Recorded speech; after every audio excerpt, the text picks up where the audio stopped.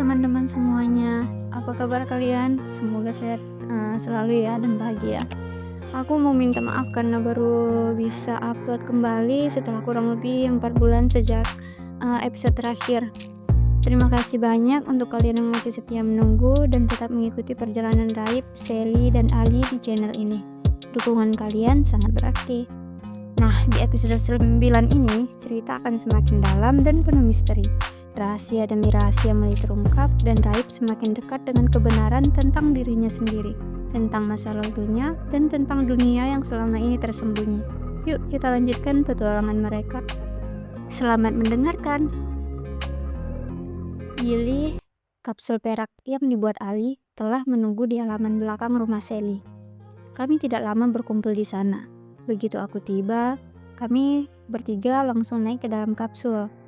Sally dan Ali sudah mengenakan kostum hitam-hitam yang dulu dihadiahkan Ilo. Ini menjadi pakaian resmi petualangan kami. Mama dan Papa Sally melepas keberangkatan, melambaikan tangan dari teras. Ili mulai mendesing naik. Ali segera mengaktifkan mode menghilang. Kapsul perak itu lenyap dari tatapan Mama dan Papa Sally. Kita berangkat, Rah, Sally. Aku dan Sally mengangguk.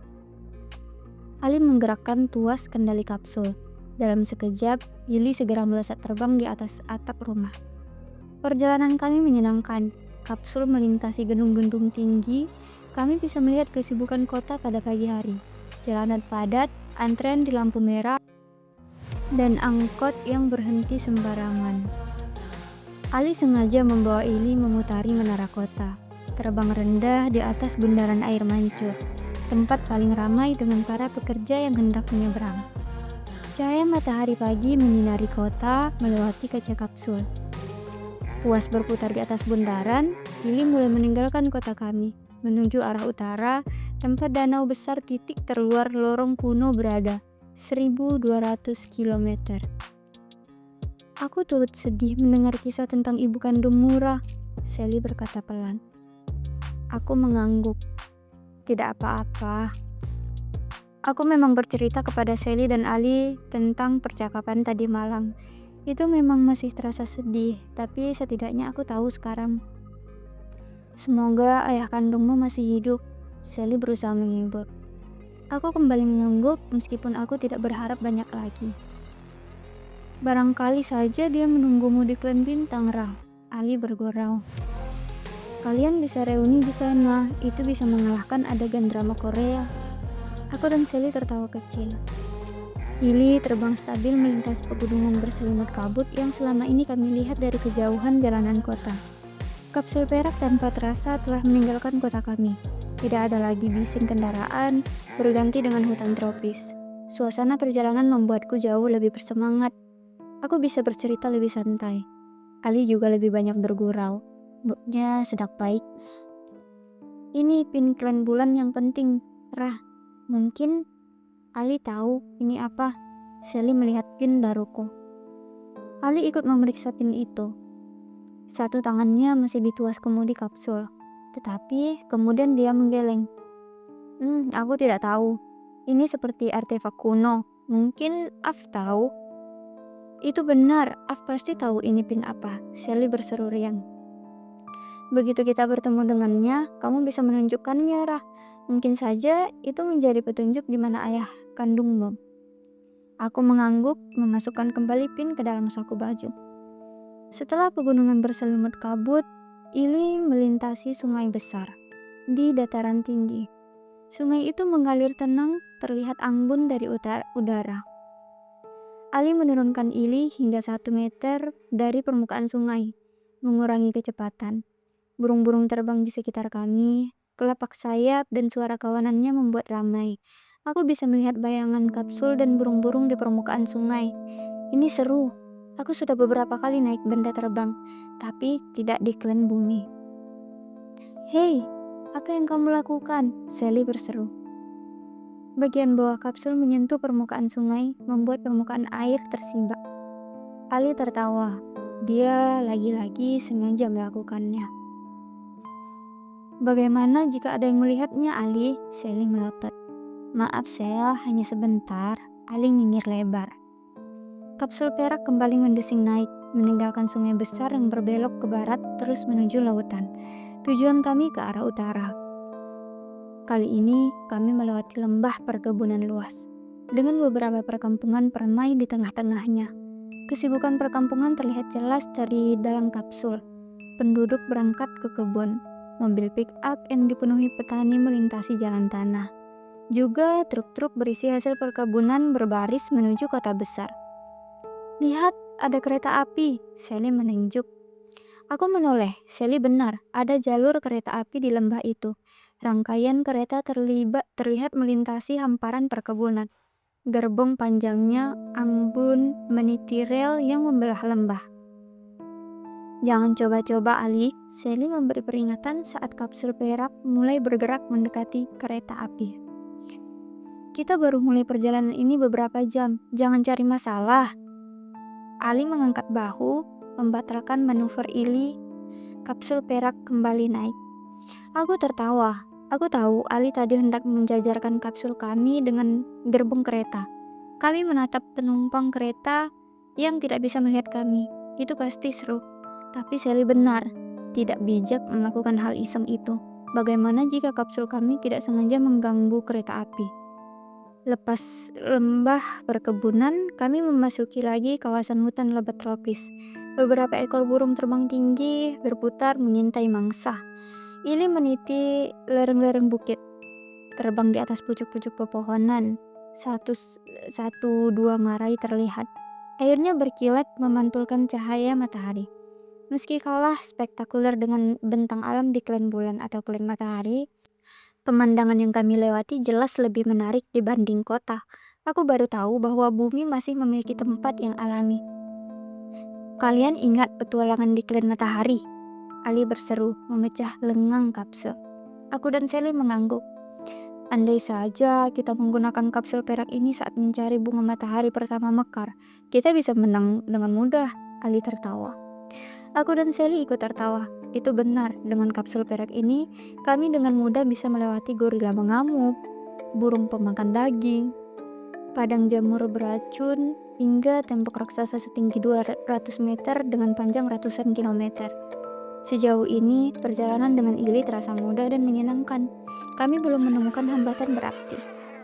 Menjelang senja, setelah melewati 2 gunung lagi, kelok panjang sungai-sungai, kota-kota besar, kampung-kampung kecil, melintasi batas-batas negara, Ili asalnya tiba di danau besar, titik terluar tempat lorong kuno itu berada.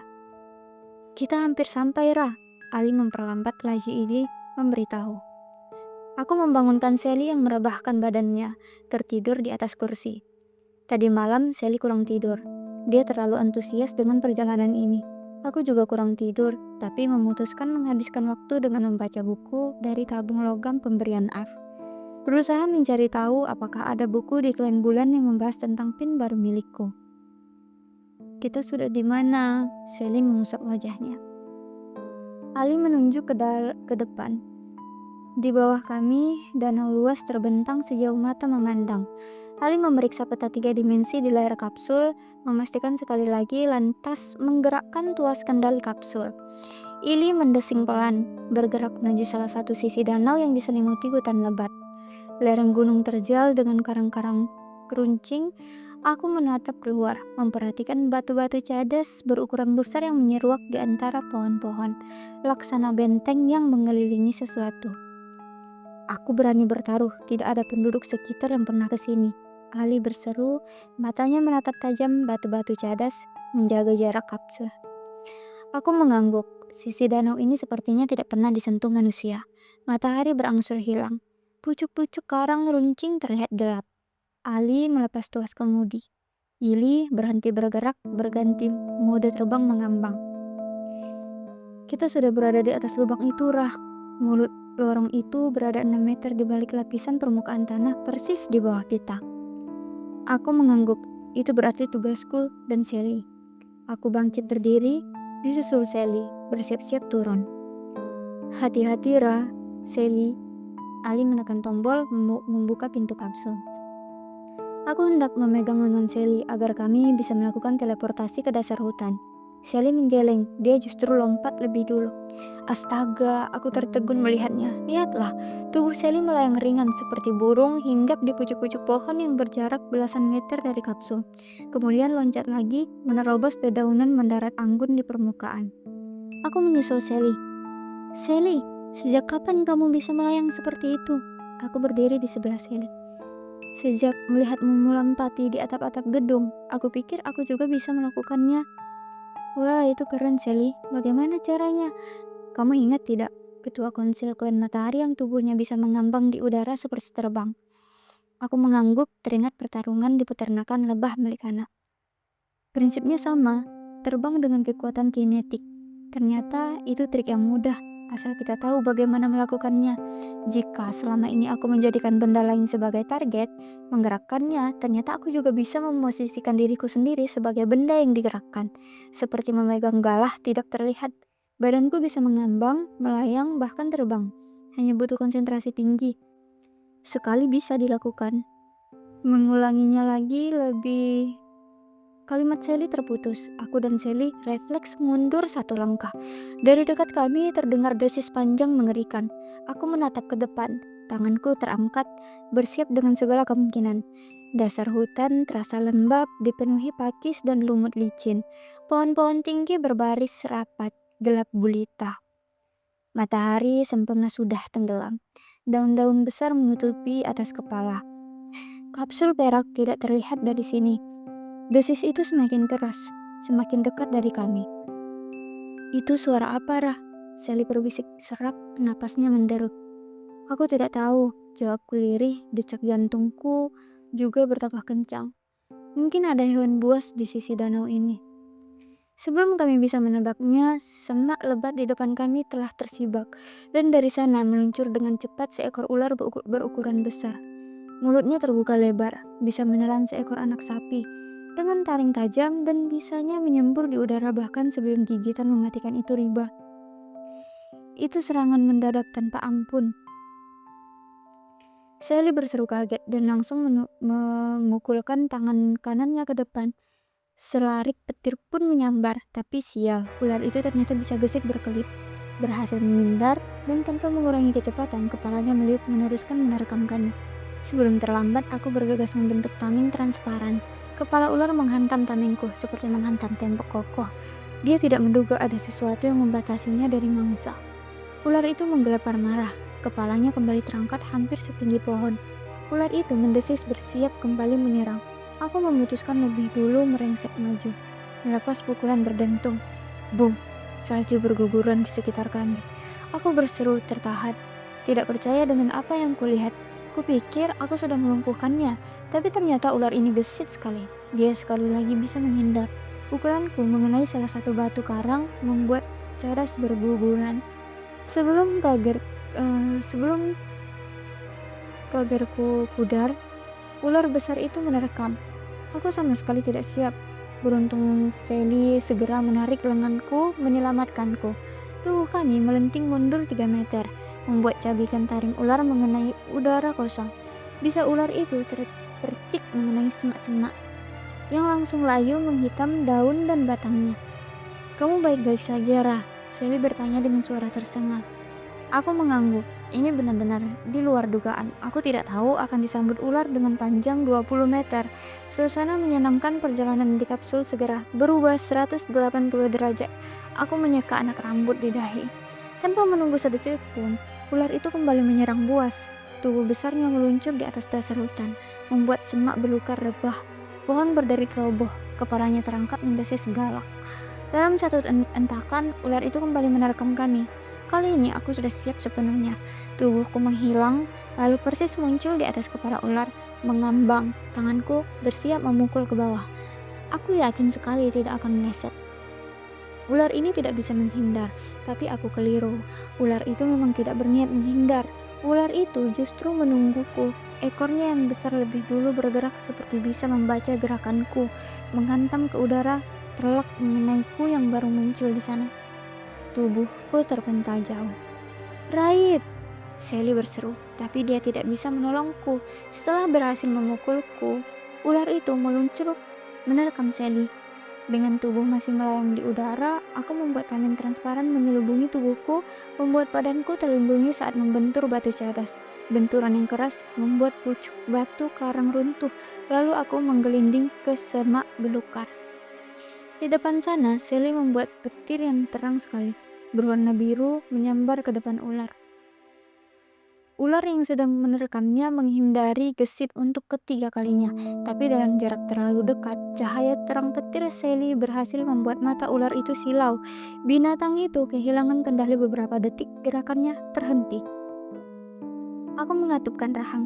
Cukup sudah main-mainnya. Ular ini menghambat kami.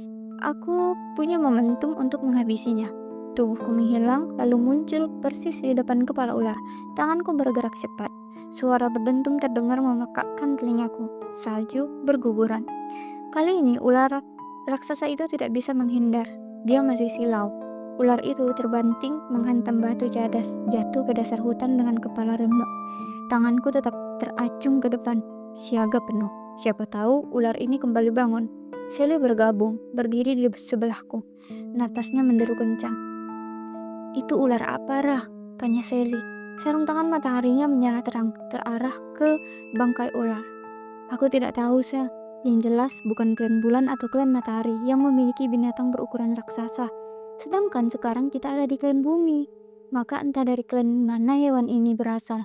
Seolah sengaja menjaga sesuatu, memastikan sisi danau ini steril dari siapapun yang berani mendekatinya. Hewan liar ini juga tidak mudah dikalahkan. Dia punya insting berbeda, seperti terlatih bertarung." Kami masih berdiri berjaga-jaga hingga 5 menit kemudian, memastikan tidak ada hewan buas berikutnya yang datang. Suasana lengang, hanya suara serangga memenuhi langit gelap, atau lengang buru dan binatang malam di kejauhan. Sepertinya dentuman pertarungan kami tadi telah mengusir hewan buas lain.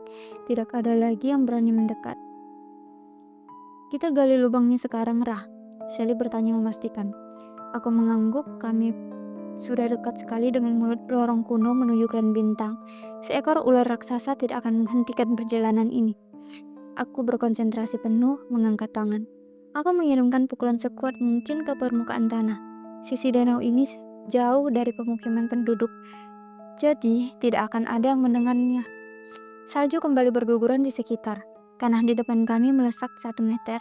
Sementara Sally mengangkat potongan batu karang yang terletak di dekat kami. Dengan kekuatan kinetik Sally, batu karang itu mengambang di atas kepala. Kemudian dihantamkan ke permukaan tanah. Setelah belasan kali pukulan dan hantaman batu, tanah di depan kami akhirnya ambrol. Lubang dengan diameter tidak kurang dari 6 meter menganga dalam kegelapan hutan rimba. Aku dan Sally saling menatap. Menyeka peluh di dahi. Napas kami tersengal. Bukan pekerjaan mudah membuat lubang sedalam 6 meter. Sally memberi kode kepada Ali, melepas pukulan petir yang melewati kanopi hutan. Kapsul perak yang dikemudikan Ali bergerak turun menerobos dedaunan. Cahaya terang keluar dari kapsul terarah ke dalam lubang, menerangi. Entah itu pemandangan yang menakjubkan atau menakutkan, seterang apapun cahaya dari kapsul tetap tidak terlihat dasar lubang besar ini. Lorong ini seperti sumur tanpa dasar, kosong dan hening. Lorong ini menyimpan berjuta misteri. Ali membuka pintu kapsul perak, aku dan Sally melompat naik. "Kenapa kalian lama sekali?" "Ada ular besar menjaga kawasan ini, Ali." Aku segera memotong kalimat Ali. "Ular besar? Hewan itu jelas bukan dari klan bumi. Tidak ada ular sebesar itu yang pernah terlihat di bumi. Kami harus mengatasinya sebelum membuka lorong." Aku menunjuk ke depan. Ali terdiam. Dia mengarahkan cahaya ke bangkai ular yang terletak di batu cadas. Kapsul perak lenggang sebentar. "Kalian baik-baik saja?" Ali bertanya. "Kami baik-baik saja, tapi kita harus berhati-hati memasuki lorong. Ini tidak semudah yang kita bayangkan sebelumnya. Jika mulut lorong ini saja ada yang menjaga, entah apa yang menunggu kita di dalam sana." Ali mengangguk. "Tenang saja, Rah. Kita aman. Selama berada di dalam kapsul perak." Aku segera duduk, disusul Sally. Sabuk pengaman kembali terpasang otomatis. "Kalian siap?" Ali meneliti mendesing pelan. Dari tadi masih mengambang di mulut lubang. Aku dan Sally mengangguk. "Baik, kita berangkat." Ali perlahan mendorong tuas kemudi kapsul. Begitu tuas digerakkan, Ili melesat masuk ke dalam lorong kuno. Perjalanan kami menuju klan bintang telah dimulai. Kali ini bukan lagi tamasya. Ini petualangan mendebarkan. Terima kasih banyak sudah mendengarkan sampai akhir episode 9 ini. Perjalanan Raib, Sally, dan Ali semakin membawa kita lebih dekat pada rahasia besar yang selama ini tersembunyi. Namun, masih banyak pertanyaan yang belum terjawab dan petualangan mereka belum berakhir. Apa yang akan terjadi selanjutnya? Rahasia apa lagi yang akan terungkap? Jangan lupa untuk like, komen, dan subscribe channel Ronaya 24 serta aktifkan lonceng notifikasi supaya kalian tidak ketinggalan episode berikutnya. Terima kasih atas dukungan kalian dan sampai jumpa di episode selanjutnya.